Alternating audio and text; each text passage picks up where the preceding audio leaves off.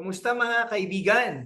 Malapit na ang 2025 elections pero may tatlong pangalan na pinag-uusapan ngayon. Rodante Marcoleta, Amy Marcos at Philip Salvador. Tingin naman natin ay dating malakas ang laban nila. Pero bakit ganoon? Parang nanganganib na silang mahulog sa top 12. Ano ang nangyayari? Sa susunod na mga minuto, sasagutin natin yan. Sasagutin natin yan mga kababayan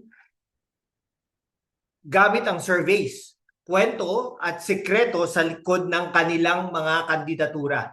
Kaya't huwag kang bibitaw, manood hanggang dulo.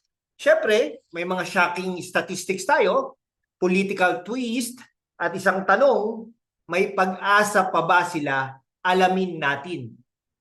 Una, balikan natin kung bakit mahalaga ang top 12. Sa Senado, 12 lang po ang panalo sa bawat eleksyon. Ngayong April 3, 2025 na, isang buwan na lang ang natitira bago ang botohan, kaya't mainit ang labanan. Pero bakit nga ba napapansin ang tatlong ito? Si Marcoleta, si Amy at si Ipe. Ayon sa pinakabagong SWS survey noong March 2025, si Marcoleta nasa 22nd place lang na may 9%. Si Amy naman nasa 16th na may 19% at si Philip Salvador nasa 17th na may 18%. Parang malayo sa Magic 12, di ba? Pero dati ay talagang parang may pag-asa. So anong mga nangyayari? Sa tingin mo, bakit bumababa ang ranking sila? Sabihin mo sa comments habang nanonood ka. Si Rodante Marcoleta, kilala bilang sagip party list at malapit kay ex-president Rodrigo Roa Duterte. Noong 2022, malakas ang hatak niya sa masa dahil sa kanyang anti-establishment image. Pero ngayon, parang nawawala ang magic. Bakit kaya?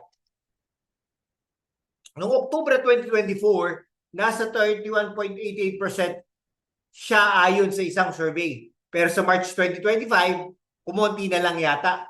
Posibleng dahilan, hindi na siya konektado sa malalaking issue tulad ng ICC arrest ni Duterte na siyang pinag-uusapan ngayon. Sinasabi ng iba, kulang kanyang campaign push. Si Bibi Sara nga, sinusuportahan siya pero hindi sapat para may balik siya sa top 12. May pag-asa pa ba? Depende kung makakabangon siya sa susunod na 30 araw. Sa 30 last 30 days. Kung ikaw ang campaign manager ni Marcoleta, ano ang gagawin mo para may balik siya sa top 12? I-comment mo ha. Si Amy Marcos, senadora, kapatid ni PBBM at dating miyembro ng Alyansa Slate. Pero ngayon, parang mag-isa na siyang lumalaban. Ano ang nangyari? Sa kanyang political journey, drama ba to o diskarte?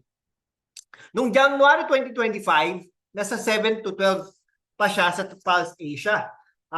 Pulse Asia na may 43.3%. Pero sa March SWS, bumagsak sa 16 na may 19%. Biglang baksak. Posibleng dahilan ang pag-alis niya sa Alyansa Slate pagkatapos ng ICC arrest ni Duterte. Nagmalaki siya sa Senate probe pero mukhang hindi ito nakatulong sa voters. Naging independent siya, mga kababayan, pero nawala ang suporta ng malaking makinarya. Kaya ba niyang bumangon ulit gamit ang Marcos name at ang kanyang base sa Norte? Malaking tanong yan ha. Kung ikaw si Amy, tatakbo ka pa rin ba kahit wala kang slate? O susuko ka na? Sabihin mo sa akin. Si Philip Salvador o Ipe, dating action star at loyalista ni Duterte. Kilala sa masa, pero sapat ba yun para manalo sa Senado? Let's find out. Sa March SWS, nasa 17 siya na may 18%. Dati, nasa 20.7% siya noong February. Kaya medyo umangat. Pero malayo pa rin sa top 12. Bakit kaya? Celebrity appeal lang ba ang kanyang laban? Sinusuportahan siya ng PDP laban at ni Sara Duterte pero parang hindi pa rin sapat. Ang tanong, kung magkakaroon ng late surge ang Duterte supporters, kaya ba niyang makapasok o masyado nang mahigpit ang kompetisyon? Anong mas malakas para kay Ipe? Ang Duterte connection o ang kanyang showbiz charm? Vote mo sa poll natin. Kung titignan natin, mga kababayan, si Marcoleta ang pinakamababa ngayon sa 9%. Si Amy sa 19% at si Ipe sa 18%.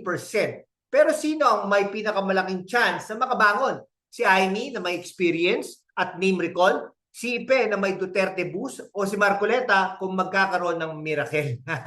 Tatlong bagay ang mahalaga. Campaign strategy sa last 30 days, suporta ng malalaking pangalan tulad nila Sara o Bongbong, at reaction ng voters sa ICC issue, malaking bagay ang timing dito.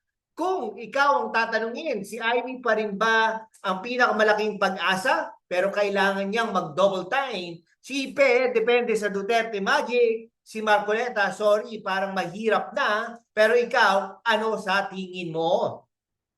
Ayun na nga, ayan na nga, mga kaibigan.